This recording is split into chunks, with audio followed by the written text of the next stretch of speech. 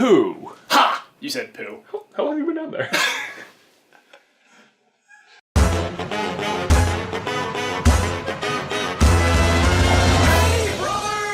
Honestly, I'm not sure if I have more questions about Winnie or Pooh or the Winnie. Winnie is a girl's name, right? Like Winnie Cooper from the Wonder Years? Aw, man, Winnie Cooper. Whew, raise your hand if she was your first crush, right? Yeah, no one knows what I'm talking about. But Pooh is a boy, though, right? So why Winnie? And to that end, is his name Winnie or Pooh? Because nobody ever calls him Winnie, like, ever. It's always just Pooh or Pooh Bear.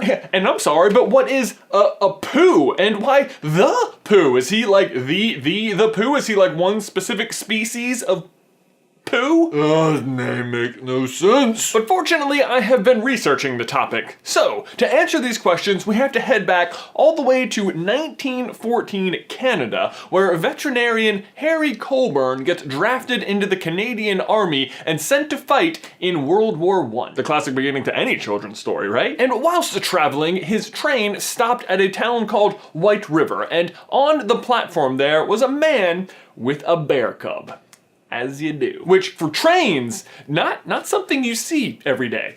Or honestly anywhere, for that matter. The man was a trapper who had killed the bear's mother and now had the cub for reasons. Well, presumably to sell it, which is exactly what he did, because Harry, the vet, decided that he needed to rescue this bear and bought it from the man on the spot for a cool $20. Which, if you ask me, sounds like a great deal for a bear, until you adjust for inflation and realize that $20 back then is worth about $485 or so today. This is like the most bizarre impulse buy ever. I mean, can you imagine getting off a train and just on a whim deciding to spend $500 on a bear while you're on your way to war? But that is indeed what happened, and to my surprise in particular, no one on the train was like, whoa, hey, can we not bring like a bear on the train with us? On the contrary, the entire regiment was like, oh, awesome, you bought the bear. He should be our mascot.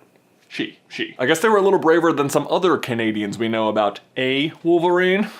Click the card if you didn't understand that joke. So along came the bear, which Harry decided to name after his hometown, Winnipeg, so he and the boys would never be far from home. But it turns out that Winnipeg is a bit of a mouthful, so they shortened it to, say it with me, Franklin. No, obviously not. Winnipeg became Winnie. And Winnie was actually a particularly smart bear. They basically trained her like a dog so that she could track things, find things, and eat lots and lots of things. So many things. Did you know that brown bears can eat up to 90 pounds of food a day?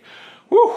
Better not be skipping leg day on that diet, Winnie. So Winnie made her way across the sea and stayed with the regiment until Harry and the boys were sent to the front lines in France, and Harry decided that France is no place for a bear. Or probably the front lines. The front lines is no place for a bear, which is a big mistake if you ask me. I mean, he definitely didn't read Game of Thrones. I mean, having a bear on your side could be a huge asset in a fight, right? But whatever, Harry made the smart decision and decided to donate Winnie to the London Zoo. And in London, a one A.A. Milne brought his son to the London Zoo. His son, who happened to need a name for his very own stuffed bear. And do you know the name of his son? Say it with me, Franklin. No, I'm just kidding. Of course, A.A. Milne's son was none other than Christopher Robin. And Christopher Robin loved Winnie, to the point where the zoo would actually let him in the pen to play with the bear. Which, let me go ahead and repeat that. They let him in the pen to play with a bear. I mean, I know this story has a happy ending, but I have to say, this is a pretty questionable decision on the part of the London Zoo. Like, I know 90 pounds of food a day has got to be expensive, but come on, guys. But against all odds, Christopher Robin did survive his trips into the pen and went on to name his own stuffed bear Winnie, and then had a lot of imaginary adventures with him in their backyard, which his father, A.A. Milne, then turned into Winnie the Pooh. Which brings me back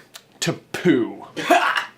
You said Pooh again. Well, I researched that too, and I have to say, sadly, that story is not quite as interesting. Are you ready for it? Okay. Pooh was the name of a swan they met on holiday. End of story. Or is it? Actually, in the first chapter of Winnie the Pooh, A.A. Milne describes the reason they call him Pooh. And apparently, Pooh Bear's arms used to get stuck and stiff up in the air like this for like weeks at a time. So anytime a fly landed on his nose, he would have to go to blow it off. Get it? Pooh. Pooh.